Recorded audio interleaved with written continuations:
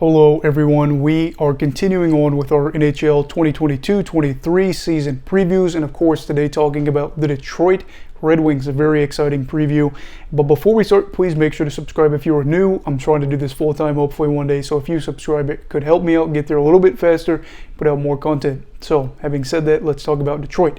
I hope this video is not too long. I looked at my notes after doing this and I thought, oh, wow. But anyway, let's talk about this iconic Original Six franchise.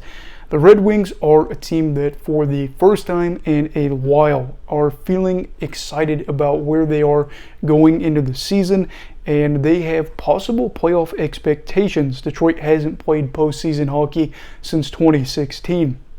After really being a mainstay for over 2 decades, winning multiple cups, 4 in that span, and being in the final multiple times outside of those 4 wins. Now, after being in a rebuild for a little over 5 years, we saw Stevie Y make a few splashes in free agency to try to beef up this team, not only for now, but for the future as well. So of course we'll be starting off by talking about some of these big names, and then we'll go on from there.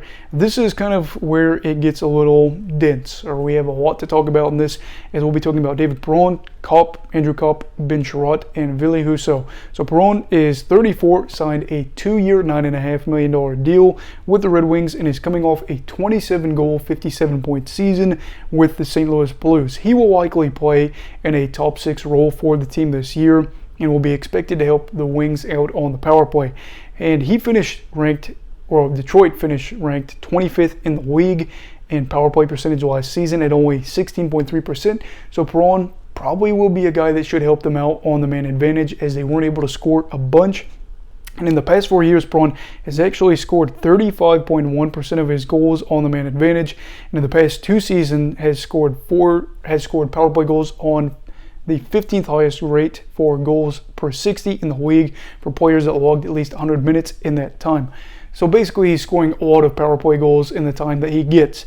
And at $4.75 million per season, Perron's looking like a potentially good signing if he continues to play this offensive game and maintains his ability to play even strength defense. And for the journeyman, I think this deal is good for him and for the team. If things don't work out, it's only 2 years, but I'm excited to see how it plays out, as I think he could be a player that could help Detroit not only score goals, but really help them out by not scoring them just down low, kind of get some distance to those shots and kind of spread it out. Of course, you'd like to score down low, but if you could get guys that could shoot from distance and score goals from distance, that's good as well.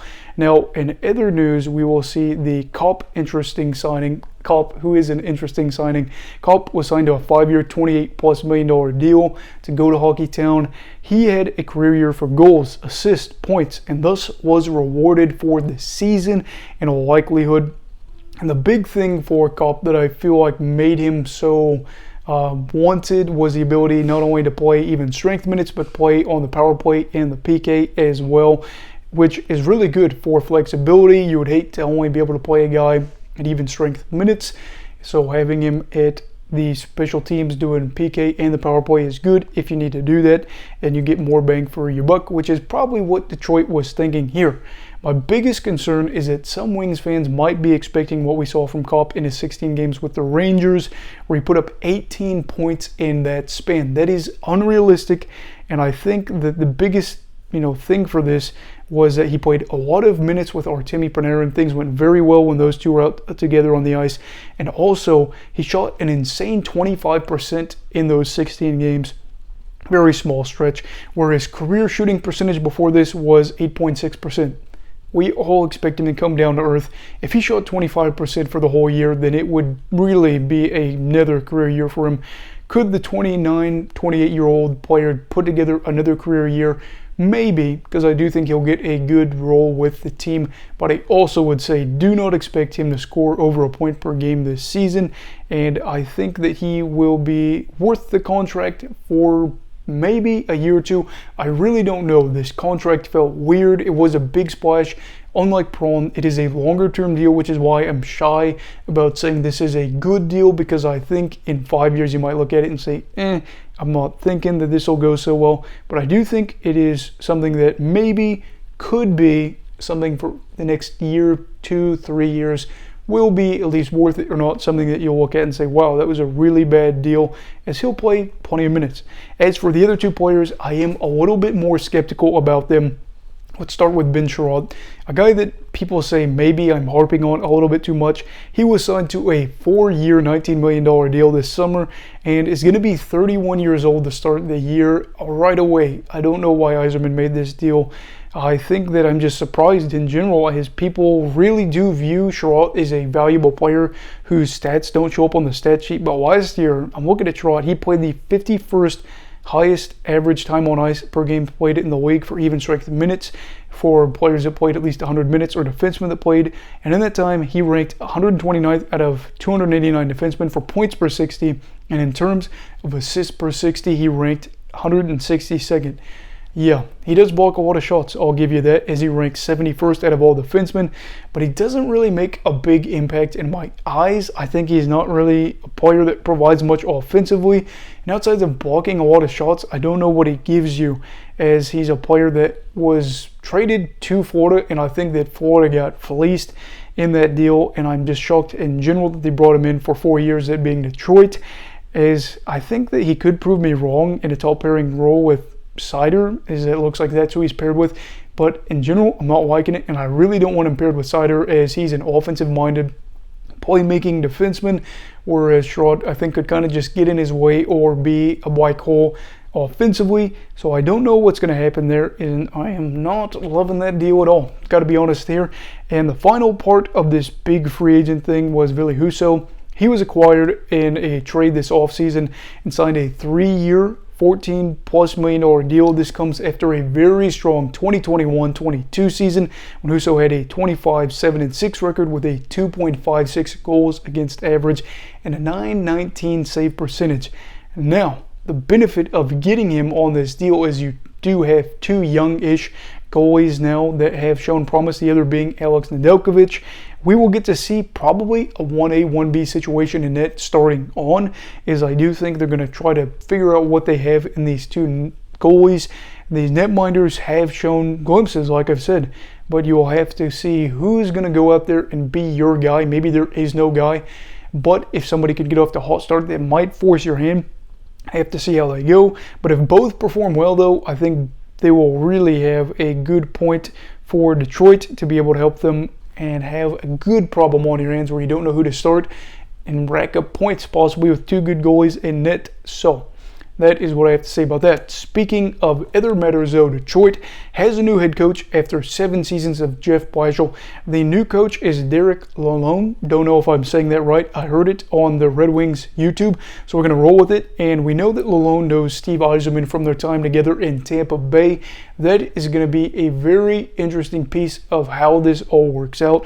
Lalonde is going into totally different worlds now, though. Yes, he might know Yzerman, but he went from going to, or being with Tampa Bay, a team that was a title contender that had won cups, into a city that has a fan base that would just be ecstatic to get playoff hockey. How he guides them through that process will be telling, is to see how long he's in the Motor City. Like I said, got plenty of new additions, but how will he work through all this?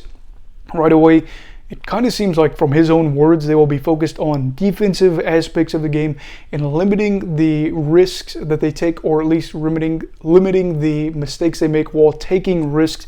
If they're able to improve upon that, they should be in good shape. As for experience, this will be Lalonde's first kick at the can at the head coach position at the NHL level, but again, having that relationship with Yzerman and getting a roster that looks much, much better than last year are two things you have to feel better about if you're Coach L. I can't say much about him, though. In general, you haven't seen much of him at hockey's biggest stage, so I'll reserve what I think about him going forward once we get a substantial amount of games, kind of see how he plays with the roster. That'll be how we do our take. It does appear, though, that many people are excited about this. A lot of Tampa Bay fans I have seen online saying you've got a great coach, so we'll have to watch out to see if Yzerman has got that good eye yet again. Having said all this, though, do I think the Detroit Red Wings will make the playoffs? My answer is another maybe. I know I had said maybe with the Boston Bruins when I did their season preview. I'll leave that up here. But I think the Red Wings are projected to finish much higher in the standings according to a lot of different people. I tend to agree with that. If they finished with 74 points in an 82-game season this year, there should be riots in Detroit.